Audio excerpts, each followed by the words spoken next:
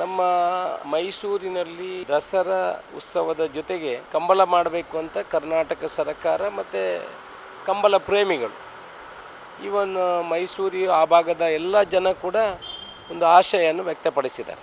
ಆ ಪ್ರಕಾರ ನಾವು ಕಳೆದ ಬಾರಿ ದಸರಾದಲ್ಲಿಯೇ ಒಂದು ಕಂಬಳವನ್ನು ಮಾಡಬೇಕು ಅನ್ನೋ ಒಂದು ನಿರೀಕ್ಷೆಯನ್ನು ಇಟ್ಕೊಂಡು ಕಂಬಳ ಮಾಡಲಿಕ್ಕೆ ಪ್ರಯತ್ನವನ್ನು ಮಾಡಿದ್ದೀವಿ.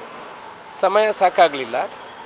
ಆದ್ದರಿಂದ ಈ ವರ್ಷದಲ್ಲಿ ನಮ್ಮ ಮುಖ್ಯಮಂತ್ರಿಗಳು ಈವಾಗಲೇ ತಯಾರಿಯನ್ನು ಮಾಡಿ ಆ ಭಾಗದ ಜನರಿಗೂ ಕೂಡ ಈ ಪ್ರಾಣಿಗಳ ಮತ್ತು ಮನುಷ್ಯನ ಮೇಲೆ ಇರುವಂಥ ಈ ಪ್ರೀತಿಯನ್ನು ತೋರಿಸಬೇಕು. ಕಂಬಳ ಒಂದು ವಿಶೇಷ ರೀತಿಯ ಕ್ರೀಡೆ, ಅದನ್ನು ದಸರಾ ಜೊತೆಗೆ ಸೇರಿಸ್ಕೊಳ್ಬೇಕು ಅನ್ನೋ ದೃಷ್ಟಿಕೋನದಿಂದ ನಮಗೆ ಜವಾಬ್ದಾರಿಯನ್ನು ಕೊಟ್ಟಿದ್ದರು. ನಾನು ಹೋಗಿ ಅಲ್ಲಿ ಸ್ಥಳ ವೀಕ್ಷಣೆಯನ್ನೆಲ್ಲ ಮಾಡಿ ಬಂದಾಗ ಈಗ ಕೆಲವು ನಮ್ಮ ಮೈಸೂರಿನ ರಾಜ್ಯ ಮನೆತನದ ಸಂಸದರಾಗಿರುವಂಥವರು ಯದುವೀರವರು ಕಂಬಳ ಬೇಡ, ದಕ್ಷಿಣ ಕನ್ನಡ ಜಿಲ್ಲೆಯಲ್ಲೇ ಇರಬೇಕು, ಅದು ಇಲ್ಲಿಗೆ ಬರೋದು ಸರಿಯಲ್ಲ, ಅದಕ್ಕೆ ಖರ್ಚು ಮಾಡೋದು ಸರಿಯಲ್ಲ, ಖರ್ಚು ಮಾಡಲಿಕ್ಕೆ ಕಂಬಳಕ್ಕೆ ಬೇಕಾದಷ್ಟು ಸ್ಪಾನ್ಸರ್ಗಳು ಸಿಗ್ತಾರೆ.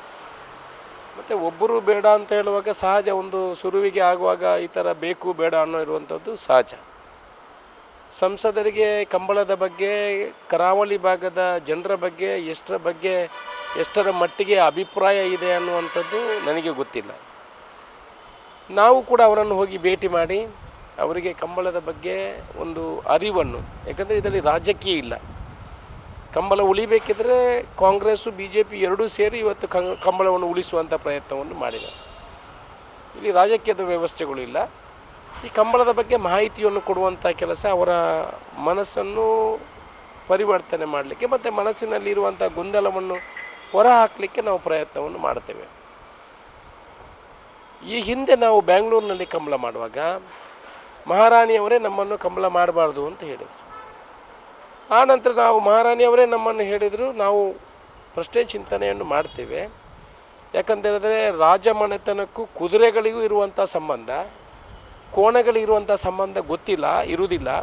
ಆದರೆ ನಾವು ಪ್ರಶ್ನೆ ಚಿಂತನೆ ಮಾಡಿ ಅದು ಓಕೆ ಅಂತ ಅದರಲ್ಲಿ ಬಂದರೆ ನೀವು ಕಂಬಳವನ್ನು ಮಾಡ್ಬೋದು, ಇಲ್ಲಾಂದರೆ ಕಂಬಳ ಮಾಡಲಿಕ್ಕೆ ಇಲ್ಲ ಇಂದ ಕುದುರೆ ಮತ್ತು ಕೋಣ ತದ್ವಿರುದ್ಧ ಅನ್ನೋ ವಿಚಾರವನ್ನು ನಮಗೆ ಉಲ್ಲೇಖ ಮಾಡಿದರು. 15 ದಿವಸ ನಂತರ ಅವರೇ ನಮಗೆ ಕರೆ ಮಾಡಿ ಪ್ರಶ್ನೆ ಚಿಂತನೆ ಬಗ್ಗೆ, ಹಿಂದಿನ ಮನೆತನದಲ್ಲಿ ಕೋಣಗಳಿಗೂ ಕೂಡ ಆದ್ಯತೆ ರಾಜಮನೆತನದಲ್ಲಿ ಇತ್ತು, ಆದ್ದರಿಂದ ನೀವು ಕಂಬಳವನ್ನು ಮಾಡಬಹುದು ಅಂತ ಮಹಾರಾಣಿಯವರೇ ನಮ್ಮನ್ನು ಕರೆದು ನಮಗೆ ಅನುಮತಿ ಕೊಟ್ಟದ್ದು ಇರ್ಬೋದು. ಇದರ ಬಗ್ಗೆ ನಮ್ಮ ಸಂಸದರು ಚರ್ಚೆ ಮಾಡಿದಾರ ನಮಗೆ ಗೊತ್ತಿಲ್ಲ. ಇದನ್ನು ಕೂಡ ಅವರ ಗಮನಕ್ಕೆ ತರುವಂಥ ಕೆಲಸವನ್ನು ಮಾಡ್ತೇವೆ.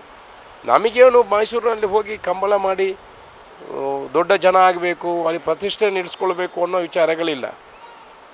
ಕಂಬಳವನ್ನು ವೀಕ್ಷಣೆ ಮಾಡಿದ್ರೆ ಕಂಬಳವನ್ನು ದಕ್ಷಿಣ ಕನ್ನಡ ಮತ್ತು ಬಾಕಿ ಇಡೀ ರಾಜ್ಯಕ್ಕೆ, ದೇಶಕ್ಕೆ ತೋರಿಸುವಂಥ ಕೆಲಸಗಳನ್ನು ಮಾಡಬೇಕು. ಇನ್ನಷ್ಟು ಒಂದು ಅನುದಾನಗಳನ್ನು ಕಂಬಳಕ್ಕೆ ತರಬೇಕು. ಇದರ ಪ್ರಾಮುಖ್ಯತೆಯನ್ನು ರಾಜ್ಯ ಮಟ್ಟದಲ್ಲಿ ತಿಳಿಸಬೇಕು ಅನ್ನೋ ಕಲ್ಪನೆ ಹೊರತು ಇವತ್ತು ಕಂಬಳ ಸಂಯೋಜಕರಿದ್ದಾರೆ, ಕಂಬಳ ನಿರ್ವಹಣೆ ಮಾಡುವವರಿದ್ದಾರೆ, ಇವರಿಗೆಲ್ಲ ಯಾವುದೇ ಬೆನಿಫಿಟ್ಗಳಿಲ್ಲ. ನಿರ್ವಹಣೆ ಮಾಡೋರು ರಾತ್ರಿ ಹಗಲು ನಿರ್ವಹಣೆ ಮಾಡ್ತಾರೆ ನಿದ್ರೆ ಕಟ್ಟು. ಯಾರಿಗಾಗಿ? ಅವ್ರಿಗೇನೋ ಸಿಗ್ತದ? ಏನೋ ಅಲ್ಲಿಂದ ಇಲ್ಲ, ಇದರಲ್ಲಿ ಬೇರೆ ಏನೂ ಸಿಗೋದಿಲ್ಲ ಅಂಥ ಯೋಜನೆ. ಕಂಬಳಕ್ಕೆ ಕನಿಷ್ಠ ವರ್ಷಕ್ಕೆ 5 ಕೋಟಿ ಕೊಡಬೇಕು ಅಂತ ನಮ್ಮ ಕನಸು. ಅದಕ್ಕೆ ಬೇಕಾಗಿದ್ದು ಜನರ ಎಲ್ಲರ ಮೆಚ್ಚುಗೆಯನ್ನು ಪಡಬೇಕು, ರಾಜ್ಯ ಮಟ್ಟದಲ್ಲಿ ಗುರುತಿಸುವಂಥ ಒಂದು ಕ್ರೀಡೆ ಆಗಬೇಕು ಅನ್ನುವ ನಮ್ಮ ಕಲ್ಪನೆ ಇದೆ ಹೊರತು ಇದು ಯಾವತ್ತೂ ಕೂಡ ದಕ್ಷಿಣ ಕನ್ನಡ ಜಿಲ್ಲೆಯವರ ಹಕ್ಕನ್ನು ಬಿಟ್ಟುಕೊಡುವಂಥ ಸಂಗತಿಗಳಿಲ್ಲ ಇದರಲ್ಲಿ, ಅದು ಖಂಡಿತ. ಹಾಗೆ ಅವರ ಮನಸ್ಸನ್ನು ಗೆಲ್ಲುವಂಥ ಕೆಲಸವನ್ನು, ಅವರಿಗೆ ಅರಿವು ಮೂಡಿಸುವಂಥ ಕೆಲಸವನ್ನು ಮಾಡ್ತೇವೆ. ಮತ್ತು ಎಲ್ಲ ಜನರಿಗೂ ಕೂಡ, ಕೆಲವರಿಗೆ ಗೊತ್ತಿಲ್ಲ, ಎಮ್ಮೆಯನ್ನು ಓಡಿಸ್ತೀರಿ, ಕೆಲವರು ನಮ್ಮ ಕರೆ ಮಾಡಲಿಕ್ಕೆ ಹೋಗುವ ನೀವು ಕೆರೆ ಮಾಡ್ತೀರಿ. ಅಲ್ಲ ಸ್ವಾಮಿ, ಕೆರೆ ಅಲ್ಲ ಇದು ಕರೆ, ಇದು ಇರುವುದು ಇಷ್ಟೇ ನೀರು ಇದರಲ್ಲಿ.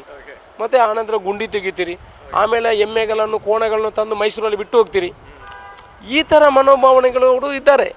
ಇದರ ಬಗ್ಗೆ ಕೆಲವು ವಿರೋಧ ವ್ಯಕ್ತಪಡಿಸುವವರು, ನೀವು ಎಲ್ಲಿಂದೆಲ್ಲ ಎಮ್ಮೆ ಕೋಣಗಳನ್ನು ತಂದು ಮೈಸೂರಲ್ಲಿ ಬಿಟ್ಟರೆ ನಗರ ಹಾಳಾಗ್ತದೆ ಅಂತ ಹೇಳಿದವರು ಇದ್ದಾರೆ ನಮ್ಮ ಹತ್ರ, ಮಂಗಳೂರಿನಲ್ಲಿ ಇದ್ದಾರೆ. ಸೊ ಇವರಿಗೆ ಒಂದು ಅರಿವನ್ನು ಮೂಡಿಸಿ ಇದರ ಚಿತ್ರಣವನ್ನು ಹೇಳುವಂಥ ಕೆಲಸವನ್ನು ಕೂಡ ಮಾಡ್ತೇವೆ. ಸಂಸದರ ವಿಚಾರಗಳನ್ನು ತಗೊಳ್ತೇವೆ. ಮತ್ತು ನಾನು ಎಲ್ಲರ ಹತ್ರ ಹೇಳುವಂಥದ್ದು, ಈ ಭಾಗದ ದಕ್ಷಿಣ ಕನ್ನಡ ಜಿಲ್ಲೆಯವರ ಹತ್ರ ಎಲ್ಲರ ಹತ್ರ, ನೋಡಿ, ರಾಜಕೀಯ ಬಣ್ಣವನ್ನು ಬಡಿಬೇಡಿ ಕಂಬಳಕ್ಕೆ. ಕಂಬಳದಿಂದ ನಮಗೆ ಗೌರವ ಬಂದಿದೆ ಹೊರತು ನಮ್ಮಿಂದ ಕಂಬಳಕ್ಕೆ ಗೌರವ ಬಂದದ್ದಲ್ಲ. ಸಮಿತಿಯವರು ಇರ್ಬೋದು, ನಾವು ಇರ್ಬೋದು, ಎಲ್ಲ ಜನ ಸಾಮಾನ್ಯರು ಇರ್ಬೋದು. ಅದನ್ನು ಉಳಿಸಿ ಬೆಳೆಸುವಂಥ ಕೆಲಸಗಳನ್ನು ನಾವು ಮಾಡಬೇಕು. ನಿಮ್ಮ ಸಹಕಾರ ಬೇಕು. ಆದರೆ ಖಂಡಿತ ತದ್ವಿರುದ್ಧವಾಗಿ ಹೋಗುವುದಿಲ್ಲ. ಇವತ್ತು ಸರ್ಕಾರ ಬೇಡ ಅಂತ ಹೇಳಿದರೆ ಇಲ್ಲ ಜನಗಳು ಬೇಡವೇ ಬೇಡ ನಮಗೆ ಮೈಸೂರಿನಲ್ಲಿ ಕಂಬಳ ಅಂತ ಹೇಳಿದ್ರೆ ನಮಗೂ ಕೆಲಸ ಇದೆ, ನಾವು ಖರ್ಚು ಮಾಡಿಕೊಂಡು ನಾವು ದುಡ್ಡು ಮಾಡಲಿಕ್ಕೆ ಅಲ್ಲಿ ಹೋಗೋದಿಲ್ಲ, ನಮ್ಮ ಖರ್ಚನ್ನು ನಾವೇ ನೋಡಿಕೊಂಡು ಕಾರಲ್ಲಿ 25 ಸಲ ನಮ್ಮ ಸಮಯವನ್ನು ಕೂಡ ಕೊಡ್ತೀವಿ, ವ್ಯಾಲ್ಯೂಯಬಲ್ ಟೈಮ್. ಸೊ ಒಳ್ಳೆಯ ಕೆಲಸ ಮಾಡಬೇಕಂತ ಹೊರಟಿದ್ದು. ನಿಮಗೆ ಬೇಡ ಅಂತ ಹೇಳಿದ್ರೆ ಅದರ ವಿರುದ್ಧವಾಗಿ ಹೋಗುವಂಥ ಪ್ರಶ್ನೆಯೇ ಇಲ್ಲ. ಎಲ್ರಿಗೂ ಬೇಕಂತ ಹೇಳಿದ್ರೆ ಅದನ್ನು ಮಾಡಿ ತೋರಿಸುವಂಥ ಕೆಲಸವನ್ನು ನಾವು ಮಾಡ್ತೀವಿ. ಸರ್, ಹಾಗಾದರೆ ಸಂಸದರು ಯದುವೀರವರು ಅವರನ್ನು ಮನವೊಲಿಸುವಂಥ ಪ್ರಯತ್ನವನ್ನು ಮಾಡ್ತೀರಿ. ಜೊತೆಗೆ ನಮ್ಮ ಕರಾವಳಿ ಭಾಗದಲ್ಲಿ ತುಳುನಾಡಿನ ಇದು ನಮ್ಮ ತುಳುನಾಡಿನ ಜಾನಪದ ಕ್ರೀಡೆ, ನಮ್ಮ ಮಣ್ಣಿನ ಶಕ್ತಿ ಕಂಬಳ. ಸೊ ಅದು ಮೈಸೂರಲ್ಲಿ ಬೇಕಾ ಬೇಡ, ಇದರಿಂದ ತುಂಬ ಕಷ್ಟ ಆಗುತ್ತೆ, ಒಳ್ಳೆಯದಲ್ಲ ಅನ್ನೋಂಥ ಭಾಳ ಜನರು ಒಂದು ಆಕ್ರೋಶ, ಒಂದು ವಿರೋಧವಾಗಿರುವಂಥ ಕೂಗು ಕೇಳಿ ಬರ್ತಾ ಇದೆ ಕರಾವಳಿಯಲ್ಲಿ, ತುಳುನಾಡಿನ. ಇದರ ಬಗ್ಗೆ ಏನು ಹೇಳ್ತೀರಿ? ಅಂದರೆ ಅವರ ಬಗ್ಗೆ ನೋಡಿ, ತುಳುನಾಡಿನ ಕ್ರೀಡೆಯನ್ನು ಬೇರೆ ಕಡೆ ತೋರಿಸಬಾರ್ದಂತ ಇಲ್ಲಿ ಇಲ್ಲ, ಎಲ್ಲ ಭಾಗದಲ್ಲೂ ಅದನ್ನು ತೋರಿಸುವಂಥ ಕೆಲಸಗಳು ಆಗ್ತಾಯಿದೆ. ತೋರಿಸಿ ಅದಕ್ಕೆ ಹೆಚ್ಚು ಮಹತ್ವವನ್ನು ಕೊಡಬೇಕು ಅಂತ ನಮ್ಮ ವಿಚಾರ ಒಳ್ಳೆಯದೇ. ಇದನ್ನು ಮಾರುವುದಿಲ್ಲ ನಾವು. ತುಳುನಾಡಿನ ಕ್ರೀಡೆ ಇನ್ನು ಅಲ್ಲೇ ಮಾಡ್ತಾರೆ ಅಂತಲ್ಲ, ಮಾಡಬಾರ್ದು ಅಂತ ಹೇಳಿದೆ. ದಸರಾವನ್ನು ಇಲ್ಲಿ ಮಾಡ್ತೀವಿ, ಕರಗ ನೃತ್ಯವನ್ನು ನಾವು ಇಲ್ಲಿ ತೊಡಗಿಸ್ಕೊಳ್ತೀವಿ.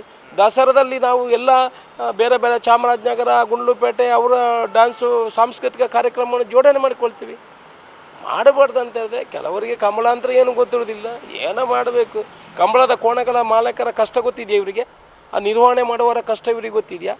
ಅದನ್ನು ಎಷ್ಟು ಕಷ್ಟದಿಂದ ಮಾಡ್ತಾರೆ. ಆದ್ಯತೆ ಒಂದು 5 ಕೋಟಿ ರೂಪಾಯಿ ಬಂದರೆ ಈ ಥರ ತೋರಿಸುವ ಮುಖಾಂತರ ಅದಕ್ಕೆ ಆದ್ಯತೆ ಬರಬೇಕೇ ಹೊರತು ನಾವು ಇಲ್ಲೇ ಮಾಡಿದರೆ ಏನಾಗೋದಿಲ್ಲ. ಇವತ್ತು ಕಬಡ್ಡಿ ಇತ್ತು, ಹೇಗೆ ನಡೀತದೆ ಪ್ರೋ ಕಬಡ್ಡಿ ಎಲ್ಲ? ಇನ್ನು ಕಷ್ಟ ಬಂದು ಎಷ್ಟು ಸಮಯ ಅವರು ಕೋಣಗಳನ್ನು ಕಟ್ತಾರೆ. ಅವರಿಗೂ ಸ್ವಲ್ಪ ಏನಾದರೂ ಅಟ್ಲೀಸ್ಟ್ ಅವರಿಗೆ ಹೆಸರಿನ ಜೊತೆಗೆ ಒಂದು ಸ್ವಲ್ಪ ಆದರೂ ಆಧಾರ ಸ್ತಂಭವಾಗಿ ಬಂದರೆ ಕಂಬಳ ಬೆಳೀತದೆ. ಬೆಳಿಬೇಕಪ್ಪ ಕಂಬಳ. ಎಲ್ರಿಗೂ ಬೇಡ ಅಂತಂದರೆ ನನಗೇನಿಲ್ಲ, ನನ್ನ ವೈಯಕ್ತಿಕ ವಿಚಾರಗಳು ಏನು ಬರೋದಿಲ್ಲ. ಎಲ್ರಿಗೂ ಬೇಕಾ ನಾನು ಅದರ ಜೊತೆಯಲ್ಲಿ, ಎಲ್ರಿಗೂ ಬೇಡವಾ ನಾನು ಅದರ ಹಿಂದೆ, ನಾನು ಅದಕ್ಕೆ ಹೋಗೋದಿಲ್ಲ. ಮುಂದೆ ಇಟ್ಟ ಹೆಜ್ಜೆಯನ್ನು ಹಿಂದೆ ಹೋಗೋದಿಲ್ಲ. ಇವತ್ತು ಮುಂದೆ ಹೆಜ್ಜೆ ಇಟ್ಟಲಿಲ್ಲ, ಶುರು ಮಾಡಿದ್ದೀವಿ. ಜನ ಬೇಕಂತ ಹೇಳಿದ್ರೆ ಮುಂದೆ ಹೋಗ್ತೀವಿ, ಬೇಡ ಅಂತ ಹೇಳಿದ್ರೆ I am happy, no problem. Yes sir, thank you. ಇದು ಅಶೋಕ್ ಕುಮಾರ್ ಅವರ ಮಾತುಗಳು. ಜನ ಬೇಕು ಅಂತ ಹೇಳಿದ್ರೆ ಬೇಕು, ಬೇಡ ಅಂತ ಹೇಳಿದ್ರೆ ಪರವಾಗಿಲ್ಲ ಅನ್ನುವಂಥದ್ದು. ಯಾಕೆಂದರೆ ನನಗೇನು ಆಗಬೇಕಾಗಿಲ್ಲ. ಅವರು ಈಗಾಗಲೇ ಒಂದು ಬೆಂಗಳೂರು ಕಂಬಳ ಐತಿಹಾಸಿಕವಾಗಿ ಮಾಡಿ ಇತಿಹಾಸವನ್ನು ಸೃಷ್ಟಿಸಿದ್ದಾರೆ. ಇವೆಲ್ಲ ಜೊತೆಗೆ ಕಂಬಳದ ವಿಚಾರದಲ್ಲೂ ಕೂಡ ಕಾನೂನಾತ್ಮಕವಾಗಿರುವಂಥ ಹೋರಾಟವನ್ನು ಕೂಡ ಮಾಡಿದ್ದಾರೆ. ಸೊ ಆ ನಿಟ್ಟಿನಲ್ಲಿ ಇದೀಗ ಎದ್ದಿರುವಂಥ ಪ್ರಶ್ನೆ, ಮೈಸೂರಿಗೂ ಕಂಬಳ ಬೋರ್ಡಾ? ಅದೇಪಡ ನಮ್ಮ ತುಳುನಾಡದ ಕಂಬಳ. ಸೊ ಐಕಾರು ಉತ್ತರ ಕೊರಿಯರು ಐತೊಟ್ಟಿಗೆ ನಮ್ಮ ಸಂಸದರು ಯದುವೀರ್ ಐತೊಟ್ಟಿಗೆ ರಾಜವಂಶಸ್ಥರು ಆರ್ ಪಂತಿನಂಚಿನ ಪಾತ್ರ ಐಕ್ಲಾರಂಜಿ ಸ್ಪಷ್ಟನೆ ಕೊರಿಯರು. Yes, thank you sir, thank you so much.